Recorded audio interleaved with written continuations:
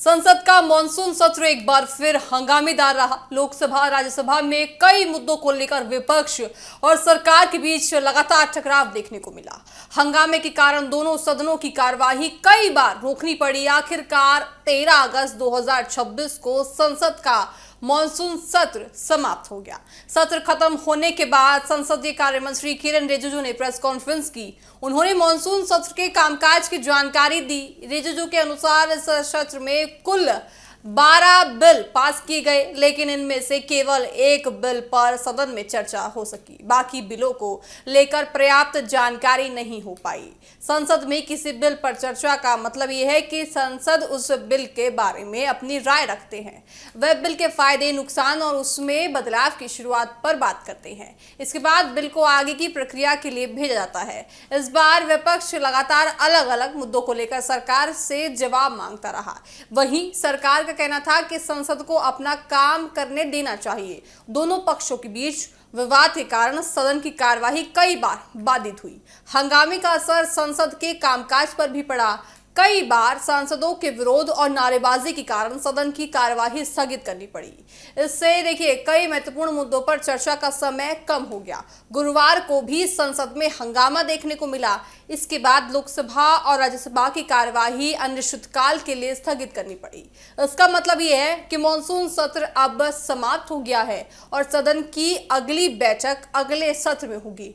कुल मिलाकर सरकार के अनुसार इस सत्र में 12 बिल पास हुए हैं। आइए आपको सुनाते हैं किरण रिजिजू ने किस तरह से ये सारी चीजें बताई और सदन में क्या कुछ हुआ वो भी सबके सामने रखा। मॉनसून सेशन आज समाप्त हो गए हैं। हम दो तरीके से देखते हैं। बिजनेस के दृष्टि से बहुत अच्छा सेशन रहा। कुल 12 बिल्स हमने पारित किए हैं। चर्चा की दृष्टि से अच्छा नहीं हुआ है। लोकसभा में जितना टाइम आवंटित किया गया है, टोटल टाइम एलोकेशन के हिसाब से सिर्फ 19% हमने प्रोडक्टिविटी की दृष्टि से 19% सक्सेस प्राप्त किया है। राज्यसभा में 39%।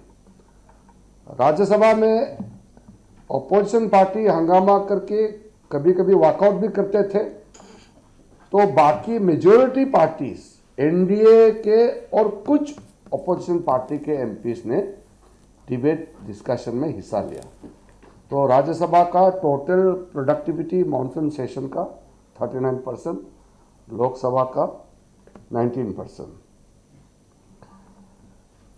एक बिल सिर्फ चर्चा हो पाई लोकसभा में, जो prevention of unfair means, examination में जो पेपर लीकेजेस का घटना होते हैं, लोग छुप छुप के पेपर भेजते हैं एग्ज़ाम के या खरीदते हैं, या ऐसे कई राज्यों में देश भर में घटना हुए हैं। उसको लेकर के कड़ा कानून जो पारित किया गया है इस सत्र में, वो है public examination prevention of unfair means act जो बना है। ये लोकसभा में भी डिस्कशन हुए थे और राज्यसभा में भी हुए हैं। आपने सुना संसदीय कार्य मंत्री किरण रिजिजू ने इसी को मॉनसून सत्र की बड़ी बातों पर आपको बताया कि किस तरह से चर्चा हुई और किन बिलों पर चर्चा नहीं हो पाई।